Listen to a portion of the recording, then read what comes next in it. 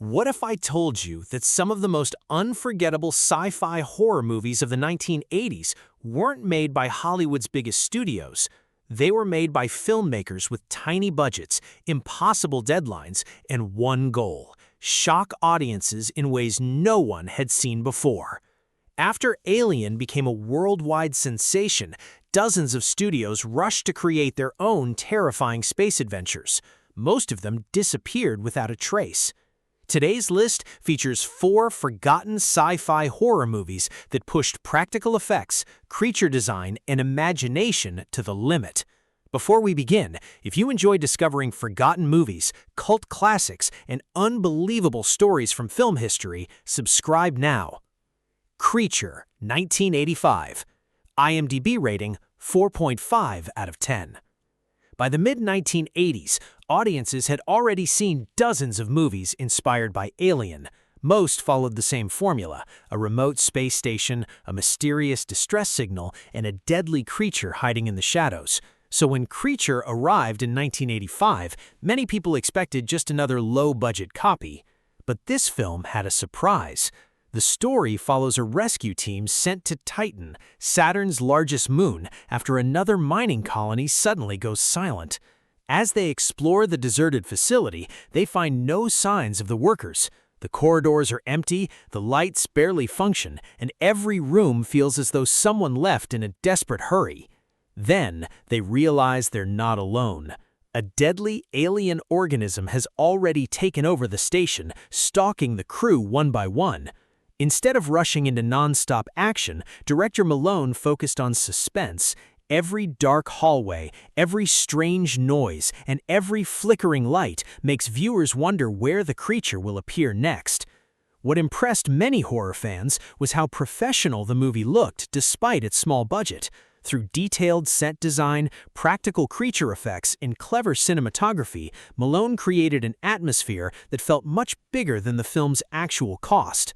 Although Creature wasn't a major box office success, it slowly became a favorite among fans of classic sci-fi horror. Today, many consider it one of the best forgotten space thrillers of the decade. But while Creature relied on suspense, our final film saved its biggest shock for the ending. Creature received a relatively wide theatrical release across North America.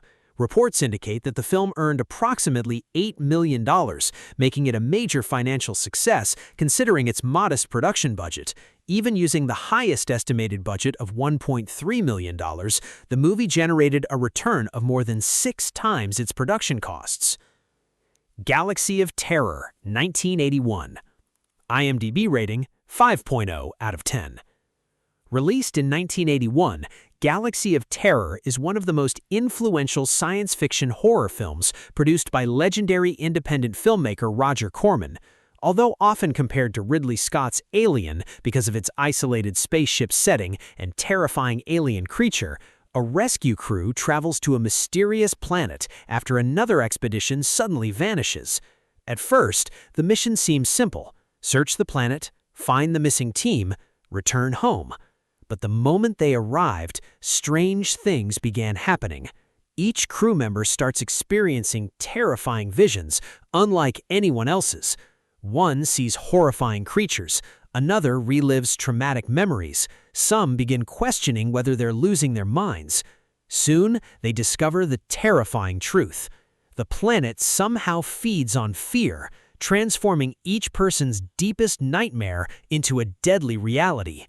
That unusual idea helped Galaxy of Terror stand out from the many Alien imitators released during the early 1980s.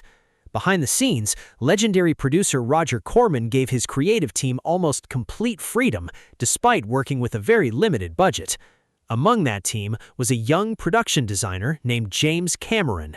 Years before becoming one of Hollywood's most successful directors, Cameron helped build the movie's eerie alien environments using creativity instead of expensive technology. Although critics weren't impressed when the film first opened, horror fans gradually embraced it for its unsettling atmosphere and imaginative practical effects. Today, it's remembered as one of the decade's most fascinating cult classics. But if fear itself became the enemy in Galaxy of Terror, the next movie proved that human ambition could be even more dangerous. It became increasingly popular throughout the 1980s thanks to cable television and the booming VHS market. While no official worldwide box office numbers have ever been published, film historians estimate that its combined theatrical and home video earnings reached between $3 million and $5 million. Forbidden World, 1982. IMDb rating 5.2 out of 10. Released 1 year after Galaxy of Terror, Forbidden World continued Roger Corman's tradition of producing ambitious science fiction films on remarkably small budgets. Deep inside a remote research station, scientists believed they had created the perfect biological organism. Instead, they unleashed a nightmare. When contact with the laboratory suddenly ends, a security expert is sent to investigate. What he finds is complete chaos. The experimental creature has escaped, and with every victim it attacks, it becomes larger, stronger, and even more difficult to stop. Unlike many creature features of its era, the monster in Forbidden World constantly evolves, making every encounter unpredictable.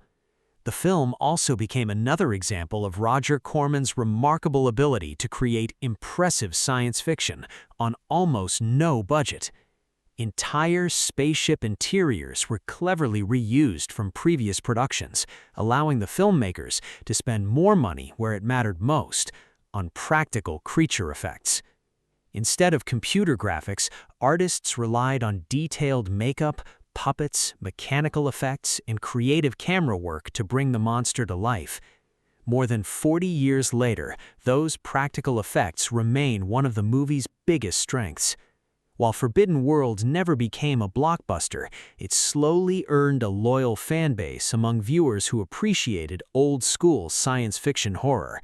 And if you thought these first two films were ambitious, the next one surprised audiences by looking far more expensive than anyone expected. The film performed well enough in theaters to secure international distribution and later became extremely popular during the VHS era. Industry analysts estimate that Forbidden World generated between $4 million and $6 million through theatrical distribution and home video sales. The Nest, 1988. IMDb rating 6.9 out of 10.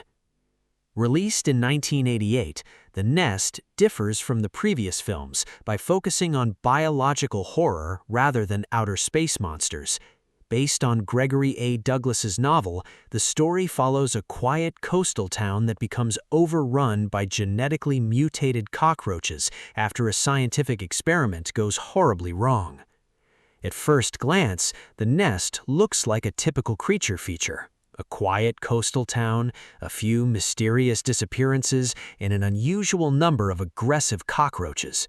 It sounds familiar, but appearances can be deceiving. As the story unfolds, scientists discover the insects have been altered by dangerous biological experiments. The infestation spreads rapidly, forcing the town into a desperate fight for survival.